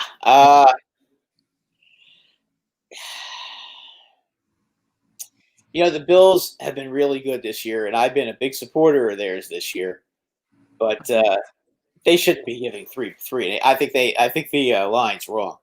think it should be the other way. I mean, I respect the Bills are a really good team, but I mean, just because I'm picking against the Bills right here doesn't mean I don't think they're good. no. I'm just saying. I think that the line. I think the line is the wrong way. I think that it should be. I think the Titans have earned being a 3-point favorite, not being a 3.5-point underdog. I mean, the Bills have been good, but I mean, that's a little overboard, don't you think? I do. No Thursday game this week as they have been moving and shaking the NFL schedule around since all these COVID tests have happened. So we go right to Sunday after Tuesday. The Chicago Bears are going to play the Carolina Panthers. The Carolina Panthers are 3-point favorites. The Panthers have certainly overachieved. Teddy Bridgewater has played very well, by the way. That's a snoozer of a game if I've ever seen one, but I'll take the Carolina Panthers. Now I'll take the Carolina Panthers are favored. Yeah, -3 at home. Now I take the Bears. Detroit coming off a bye heads down to Jacksonville. Jacksonville's a 2.5-point home dog. I would take the Jags. All right, so we disagree there again. The Falcons have fired Dan Quinn. They are 3.5. Fine. Yeah, right. I don't know how he had a job. She should have been gone last year, but I guess they got hot at the end, so that saves his job. So they're going to travel to Minnesota. Minnesota's a 3.5-point favorite. I'm going to take the dog here. I'm going to take the Falcons. I cashed in on the Texans last week in their first game, post Bill O'Brien. So I'm going to do the same thing here. I'm going to take the Falcons here plus 3.5 post Dan. I would lay the lumber. I think the Vikings are. I think the Vikings are ready to smash somebody with smithereens, and I think the Falcons are just the team that they're going to do it against. Interesting game here. The Tennessee Titans will host Deshaun Watson and the Houston Texans. So they're going to play tomorrow, and they're going to have to play on Sunday again. The Titans are an early 5.5-point favorite. This is interesting because I think Deshaun Watson can score. And I don't like this Tuesday game for the Titans. So I'm going to take the 5.5 here. Yeah, I would agree with you. I would agree with you on that. The Giants are 3.5-point favorites over the Washington football team. I'll take the Giants here. I think the Giants win their first game of the season. I think they win. I would agree with that. The marquee matchup of the week. Well, there's a couple at 4 o'clock, but the one I have my eye on. The Pittsburgh Steelers are a whopping 5.5-point favorites over the Cleveland Browns. Too many points. I take Cleveland. I totally agree. Totally agree. Well, I think Cleveland's going to win the game outright. I mean, I think that's a good money line bet. Lamar Jackson and the Ravens, they're coming to Philadelphia. The Eagles are a 7-point home dog. That's a lot. That's a lot. I think the Eagles show up again. I mean, they showed up last week and didn't cover, so they cost me money there. But I think they show up. I don't think they get blown out of this game if they do lose. I mean, I would take them with 7 points. I think they'll keep. I think they're going to be highly competitive. I just don't think that they're going to beat the Ravens. The Bengals are 9.5-point underdogs visiting Indianapolis. I'll take the 9.5 here. That's a lot of points. I would too, because the Colts just haven't proven to me that they're a very good football team right now.